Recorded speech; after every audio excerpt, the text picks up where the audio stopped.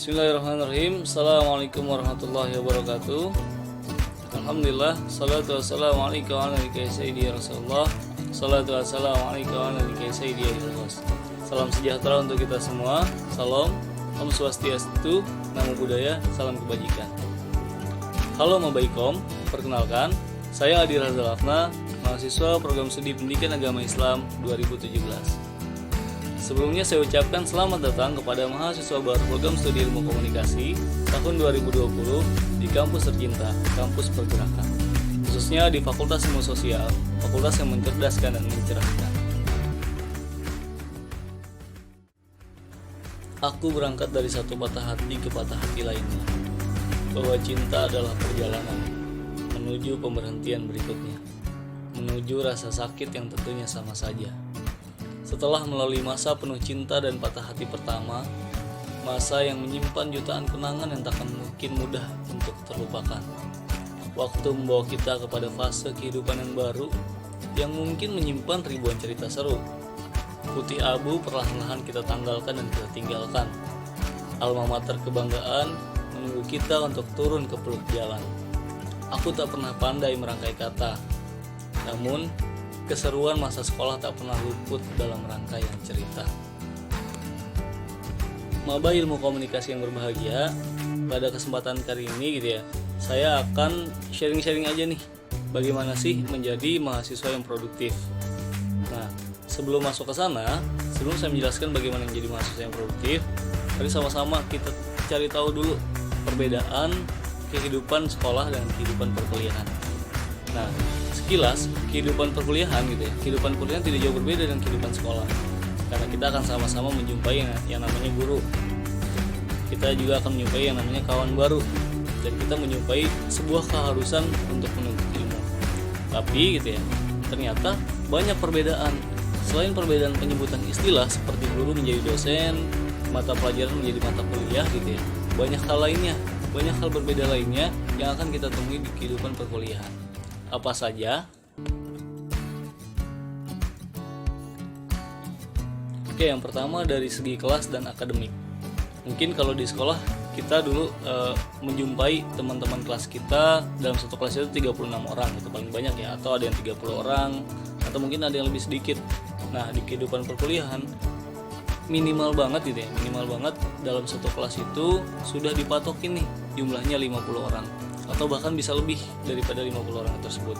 Apabila misalnya ada kelas-kelas umum, atau misalnya ada kelas-kelas yang memang jumlah kuota mahasiswanya lebih dari 50. Tapi rata-rata di Universitas Negeri Jakarta gitu ya, jumlah mahasiswanya rata-rata 40 sampai 50. Dalam dunia perkuliahan, kalian akan menjumpai istilah SKS atau sistem kredit semester. Sistem kredit semester ini dalam jenjang S1 sebanyak 144 SKS yang nantinya akan kalian cicil selama 8 semester dalam waktu normal. Nah, ini jenjang S1 ya. Bisa lebih dan bisa kurang. Bagaimana caranya agar 144 SKS ini dapat dimaksimalkan dalam 8 semester? Caranya adalah kita bisa menjaga atau bisa berkonsistensi gitu ya dalam hal pemenuhan nilai kita. Kalau misalnya nilai kita bagus sesuai target di atas 3,5 misalnya, kita bisa mengambil SKS maksimal dalam satu semester, yakni 24 SKS. Yang kedua, dalam dunia perkuliahan kita akan menjumpai istilah dosen pembimbing akademik. Nah, kalau di sekolah ini serupa dengan guru BK atau wali kelas kita gitu. Dosen pembimbing akademik ini perannya sebagai apa? Dia berperan sebagai pengarah atau pembimbing akademik kita gitu, dalam hal pengisian rencana studi yang akhirnya sesuai dengan minat dan kemauan kita. Nah, dosen pembimbing akademik juga bisa menjadi tempat untuk akhirnya kita mencurahkan kesulitan kita atau berkonsultasi terkait akademik kita. Yang ketiga, soal buku. Di sekolah, setiap satu pelajaran biasanya hanya membutuhkan satu buku paket atau tambahan LKS. Tapi di dunia perkuliahan, setiap satu mata kuliahnya gak cukup dengan satu buku aja gitu. Biasanya banyak sekali referensi yang dibutuhkan, bisa jadi 2 buku, 3 buku atau bahkan lebih. Dan biasanya buku-buku yang kita miliki di setiap mata kuliah itu saling berkaitan, sehingga sangat berfungsi sekali untuk menunjang kehidupan akademik kita. Yang keempat, soal gaya belajar. Biasanya kalau di sekolah gitu ya, kita belajar datang ke kelas, guru menyampaikan materi dengan metode ceramah misalnya. Nah, seakan-akan kita disuapi ilmu tersebut. Melainkan kalau di dunia perkuliahan nggak lagi kayak gitu. Di dunia perkuliahan justru kita yang dituntut untuk lebih aktif mencari materinya. Kita juga nanti yang mendiskusikannya. Dosen berfungsi sebagai apa? Dosen berfungsi sebagai fasilitator, sekaligus mungkin nanti akan menambahkan gitu ya. Dan dosen akan menjadi stimulus kita dalam belajar. Gimana caranya agar mahasiswa-mahasiswa ini dapat berkembang dalam suatu disiplin ilmu. Yang kelima, soal seragam. Di sekolah kita dituntut untuk menggunakan seragam seperti pramuka, pramuka, baju batik, baju muslim. Nah, kalau di dunia perkuliahan kita bebas menggunakan apa saja. Tapi kalau di Universitas Negeri Jakarta kita diwajibkan gitu untuk memakai kemeja atau kaos yang berkerah selama menjaga etika dan nilai-nilai kesopanan. Dan yang berikutnya, di dunia perkuliahan kita akan menjumpai banyak sekali keberagaman, mulai dari keberagaman pemikiran, keberagaman tingkah laku sosial, dan lain sebagainya. Tinggal bagaimana pintar-pintarnya kita dalam memfilter. Jangan sampai kita sekedar menjadi followers aja. Sebetulnya masih banyak banget perbedaan antara kehidupan di sekolah dan kehidupan di perkuliahan.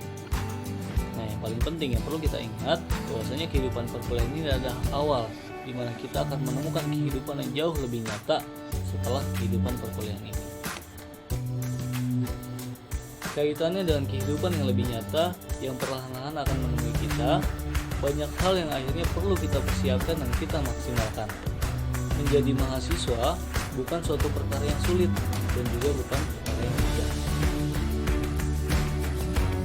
Mengapa demikian? Coba teman-teman lihat teman-teman kita di luar sana.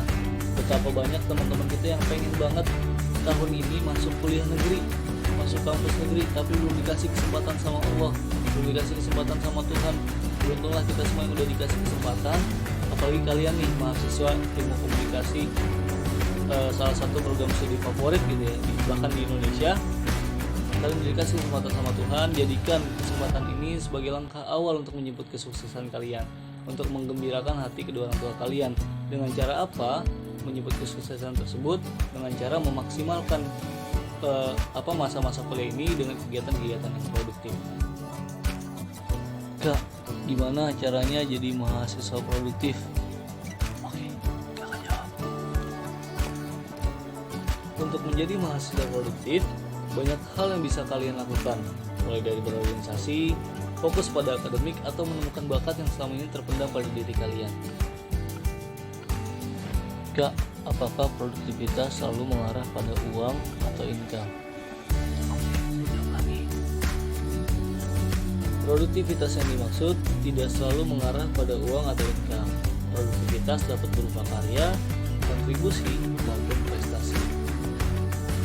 Sebagaimana dalam Tridharma Perguruan Tinggi, ada 3 poin penting yang sebetulnya menjadi PR mahasiswa. Yang pertama soal pendidikan, yang kedua soal penelitian, dan terakhir soal kontribusi. 3 hal ini yang akhirnya dapat melahirkan atau terlahirkan dari produktivitas mahasiswa. Sekaligus pada kesempatan ini saya akan berbagi cerita atau sharing kepada kalian tentang apa yang sudah selama ini saya jalani sebagai bentuk produktivitas saya sebagai mahasiswa. Selain berfokus pada akademik, saya juga melatih produktivitas saya sebagai mahasiswa dengan cara berorganisasi. Itu dalam memilih organisasi, pastikan organisasi yang kalian pilih dapat membawa diri kalian menjadi tumbuh dan berkembang. Mulai semester 2, saya bergabung ke dalam Badan Eksekutif Mahasiswa Prodi sebagai staf advokasi. Di sanalah saya banyak belajar tentang bagaimana cara mengadvokasi mahasiswa, khususnya mahasiswa Prodi. 1 periode lamanya saya di BEM PPAI sebagai staf advokasi. Saya berlanjut mencalonkan diri sebagai Ketua Umum Badan Eksekutif Mahasiswa Prodi Pendidikan Agama Islam periode 2019-2020 dalam rangka saya ingin belajar bagaimana caranya diri saya harus terus tumbuh dan berkembang, khususnya dalam skill organisasi maupun menumbuhkan jiwa-jiwa kepemimpinan. Dan alhamdulillah selama 1 periode saya menjabat, banyak hal yang saya pelajari, khususnya dalam mempelajari tingkah laku sosial, maupun dalam mempelajari teknik organisasi dan hal-hal yang selama ini nggak saya temukan di luar organisasi. Selain itu, organisasi juga membawa dampak yang positif bagi saya. Di antaranya saya menjadi lebih dekat dengan dosen, saya juga lebih mengenal mahasiswa lintas jurusan, saya lebih mengenal senior, dan saya lebih mengenal banyak orang. Alhamdulillah, dengan pola interaksi yang demikian, banyak sekali wawasan dan pengalaman yang akhirnya saya dapatkan.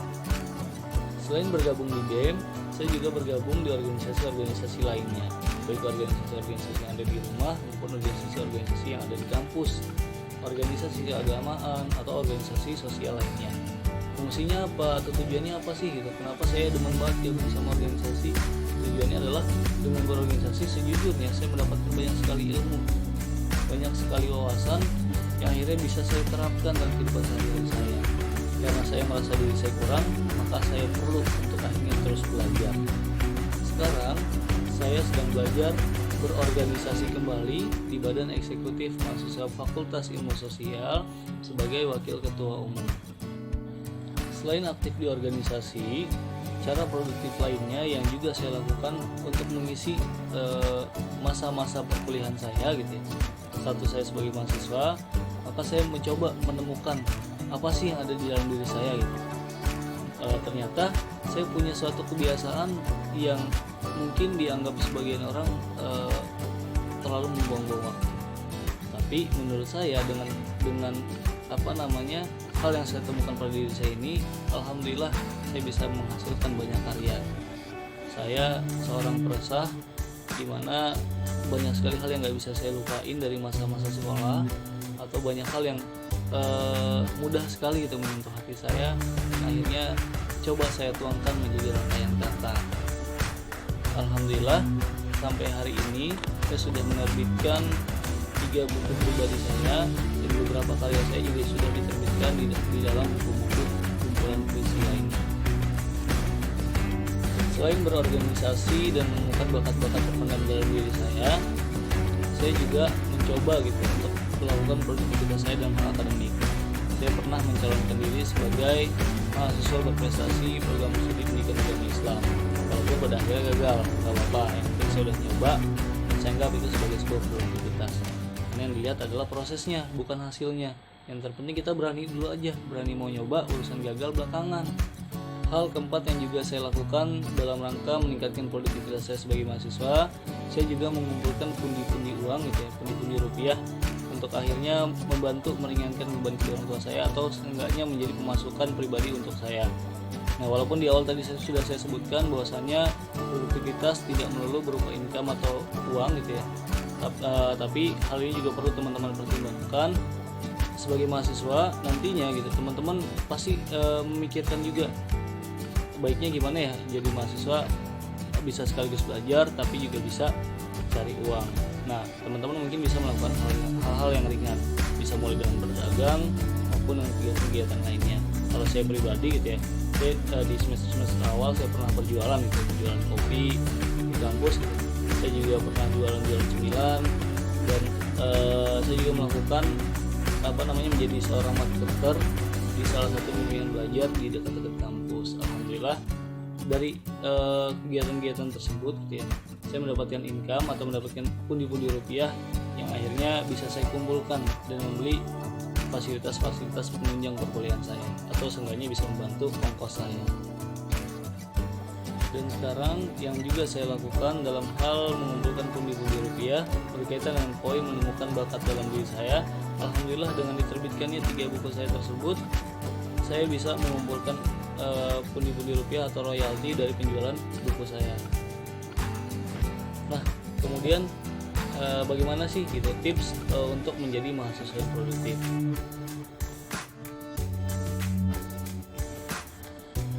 Untuk menjadi mahasiswa yang produktif, kamu dapat melakukan hal-hal berikut ini. Yang pertama, buat dulu capaian apa saja yang pengen kalian dapatkan, yang pengen kalian raih di masa kuliah kalian. Misalnya kalian bisa tuh buat list, oh di semester 1 saya pengen target saya adalah ini, di semester 2 target saya adalah itu, di semester 3 dan seterusnya sampai semester 8. misalnya saya pengen lulus tepat waktu, itu juga merupakan target. Nah, buat dulu aja target pencapaian kalian. Yang kedua, pastikan kamu punya manajemen waktu yang baik. Nah, setiap orang punya waktu yang sama, tapi tidak setiap orang mampu memanfaatkannya. Kita semua sama-sama punya waktu 24 jam dalam satu hari. Saya punya 24 jam, kalian punya 24 jam. Nah, gimana caranya kita bisa memaksimalkan 24 jam kita ini untuk hal-hal yang membawa manfaat pada kita. Jangan akhirnya 24 jam ini kita lalaikan. Nah, semuanya kembali kepada kita. Apakah kita memanfaatkan 24 jam ini atau mau kita lalaikan 24 jam ini karena kita menganggap masih ada hari esok. Padahal kita nggak pernah tahu kapan kita akan berakhir. Nah, maka maksimalkanlah 24 jam kita di setiap harinya untuk hal-hal yang sifatnya produktif.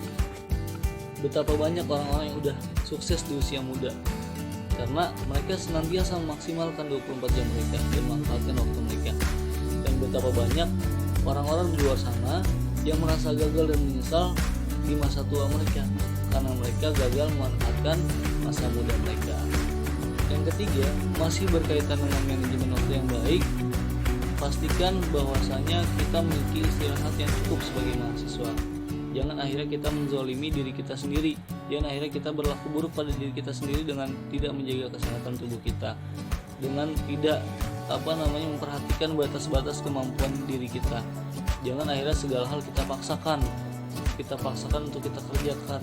Tidak, tubuh kita punya batas-batas tertentu, maka mengertilah keadaan diri kita sendiri. Jangan sampai diri kita sakit, karena dalam keadaan sehatlah kita semua dapat berproduktif. Yang berikutnya, yang keempat, temukan bakat terpendam dalam diri kalian. Temukan minat kalian, temukan hal-hal lain yang sebetulnya belum pernah kalian temukan dalam diri kalian, tapi itu ada dalam diri kalian. Nah, hal ini juga penting dalam rangka meningkatkan produktivitas kita sebagai seorang mahasiswa. Karena kita akan lebih cenderung melakukan hal-hal yang kita sukai ketimbang hal-hal yang tidak kita sukai. Tapi perlu menjadi catatan, hal-hal yang kita sukai ini senantiasa membawa manfaat kepada kita. Yang kelima, abaikan hal-hal yang dapat memecah fokus kalian. Nah, atau dengan kata lain, udah gak usah dengerin kata orang, fokus aja sama target dan pencapaian kalian. Misalnya pada penulisan buku kakak yang kemarin gitu, banyak orang yang bilang sebelumnya gitu ya, dulu waktu kakak semester 1 waktu puisi kakak masih sekedar dibacakan di panggung-panggung kampus gitu ya. Puisimu terlalu alay, puisimu terlalu melankolis, puisimu sudah sering saya baca, puisimu mirip puisi orang lain. Nah, saya nggak peduli, saya tetap nulis. Saya tetap menjadikan menulis ini sebagai sebuah kegiatan yang bisa merefleksikan diri saya. Akhirnya saya buktikan, alhamdulillah puisi-puisi saya diterbitkan di berbagai buku kumpulan puisi, juga sudah diterbitkan menjadi 3 buah buku kumpulan puisi pribadi saya.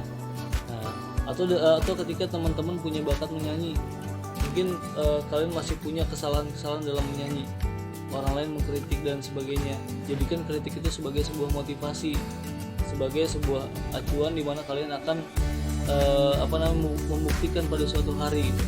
Jangan akhirnya malah justru melemahkan kalian. Yang keenam, kalian juga bisa meningkatkan produktivitas kalian dengan cara merintis usaha. Apabila kalian merasa nggak cukup dengan belajar aja, nggak cukup dengan berorganisasi aja, atau dengan nggak cukup menemukan bakat yang terpendam dalam diri kalian aja, dan kalian lebih cenderung memilih untuk akhirnya merintis usaha. Nah, itu juga suatu hal yang bagus yang dapat meningkatkan produktivitas kalian sebagai mahasiswa. Nah, selain meningkatkan kualitas diri kalian gitu ya, kalian juga bisa belajar gimana caranya memimpin usaha kalian sendiri, gimana caranya menjaga kestabilan usaha kalian, dan kalian juga berpotensi untuk menciptakan sebuah lapangan pekerjaan baru. Tips yang ketujuh atau tips yang terakhir adalah dengan senantiasa mencintai siapapun, mulai mencintai Tuhan, mencintai kedua orang tua, mencintai keluarga, sahabat, teman, orang-orang yang kita cintai dan kita sayangi, maupun mencintai orang-orang yang barangkali memusuhi kita. Kenapa akhirnya mencintai menjadi poin penting dalam tips meningkatkan produktivitas kita sebagai mahasiswa? Karena dengan cintalah hal-hal tulus itu tumbuh. Karena dengan cintalah yang jauh menjadi dekat. Karena dengan cintalah doa-doa itu terkabul. Dan karena dengan cintalah kekuatan itu muncul.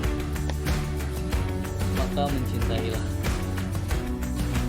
Barangkali itu tips yang bisa saya bagikan mengenai bagaimana caranya menjadi mahasiswa produktif. Di sini kita sama-sama belajar, saya pun masih belajar. Nah, saya yakin teman-teman mahasiswa baru ilmu komunikasi 2020 punya caranya masing-masing gitu ya, untuk menemukan kesuksesannya, punya caranya masing-masing dalam meningkatkan produktivitasnya. Semoga apa yang saya sampaikan bermanfaat. Meneruskan saja di awal, aku berangkat dari satu patah hati ke patah hati lainnya, bahwa cinta adalah perjalanan menuju pemberhentian berikutnya, menuju rasa sakit yang tentunya sama saja. Sudah lama aku menyimpan suatu hal berharga yang takkan pernah ingin kutukar dengan apapun dan pada siapapun kecuali Tuhan. Biar ku beritahu, ia hidup dan terus tumbuh membesar bersama dengan luka dan sabar. Cinta namanya.